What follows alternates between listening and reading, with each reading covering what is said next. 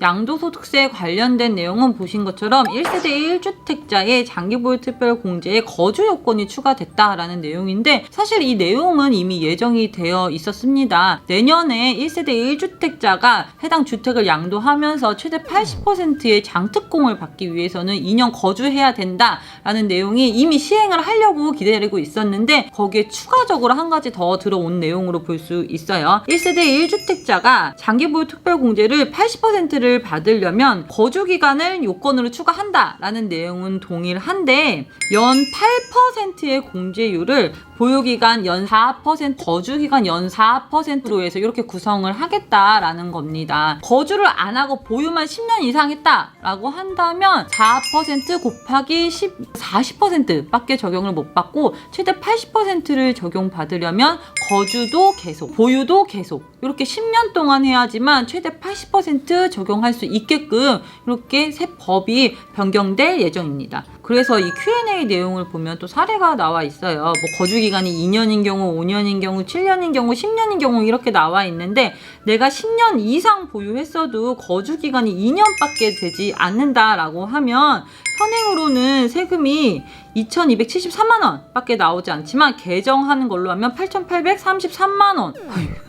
너무 많은데? 이렇게 많이 올라가게 되기 때문에 거주요건을 못 맞출 것 같은 사람들은 어떻게 미리 어떻게 조정을 해야 될지, 아니면 거주를 해야 될지 좀 계획을 미리미리 세워야 됩니다. 내가 2주택을 보유했음에도 불구하고 일정 요건을 채우면 1세대 1주택 비과세를 적용받을 수 있었는데, 이때 전입 요건을 추가하고 중복 보유 기간을 단축했다라는 내용으로 볼 수 있습니다. 우리가 그렇잖아요. 주택 하나를 보유하면서 거주하다가 다른 주택으로 넘어가고 싶어요. 근데 주택 거래가 잘 안 되는 거죠. 그래서 어쩔 수 없이 종전주택을 보유하게 된다라고 한다면, 세법의 요건을 보면 종전주택을 보유하고 1년이 지난 시점에서 신규 주택을 취득한 다음 신규 주택을 취득하고 3년 이내 또는 2년 이내에 종전주택을 양도하면 1세대 1주택 비과세를 적용받을 수 있는 이런 조항이 있는데, 이게 단순히 2년 또는 3년 이내에 팔면 되는 게 아니고 그 기간은 1년으로 단축이 되었으며, 신규 주택을 취득하고 1년 이내에 해당 주택에 거주를 해야지만 종전주택에 대해서 1세대 주택 비과세가 가능하게끔 이렇게 조정이 됐습니다. 계속 주택을 계속 롤오버 하면서 이제 계속 비과세를 받으려고 했던 사람들이 있는데, 사실 이렇게 거주 요건과 이 보유 기간이 단축되면서 그런 게 사실 좀 어려워지지 않았나. 실제 내가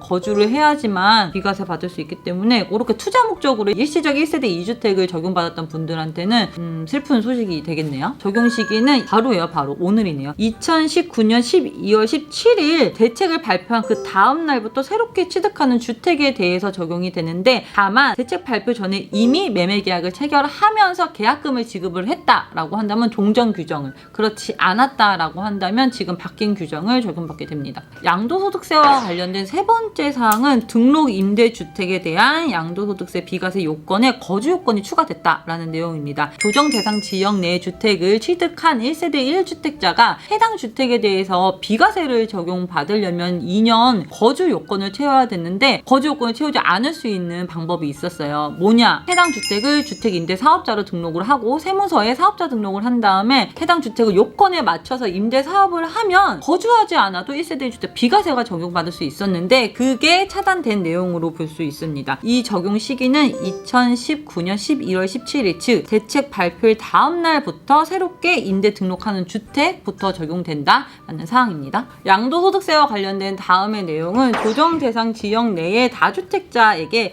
양도소득세 중과를 할 때 주택수 산정을 하는데 이제 분양권이 포함된다라는 내용입니다. 그러니까 이게 왜 나왔냐면, 입주권 같은 경우에는 주택이 아님에도 불구하고 주택수에 이제 포함돼서 과세가 됐었는데, 분양권은 부동산을 취득할 수 있는 권리로 해서 주택수에도 포함이 안 됐었거든요. 그렇게 하다 보니까 입주권이랑 이 분양권이랑 이제 불평등하다라는 생각이 들었던 거죠. 그래서 분양권을 보유하고 있으면 그 분양권도 포함을 시켜서 중과세 대상 주택 수를 산정하게 되었다라는 내용으로 바뀌었습니다. 2021년 1월 1일 이후 양도분부터 적용될 예정입니다. 양도소득세와 관련된 다음 내용은 2년 미만 보유한 주택에 대해서 양도소득세율이 인상된다라는 내용이에요. 다른 부동산과는 다르게 주택과 그 조합원 이주권에 대해서는 1년 미만 보유했을 때 40%로 중과세를 하지만 1년 이상 보유했다면 바로 기본세율이 적용이 되는데 사실 다른 부동산들은 그렇지 않았거든요. 앞으로 바뀌는 바에 의하면 2년 이상, 그러니까 한마디로 다른 부동산과 동일하게 1년 미만 보유했을 때는 50%, 1년에서 2년 사이로 보유했을 때는 40%,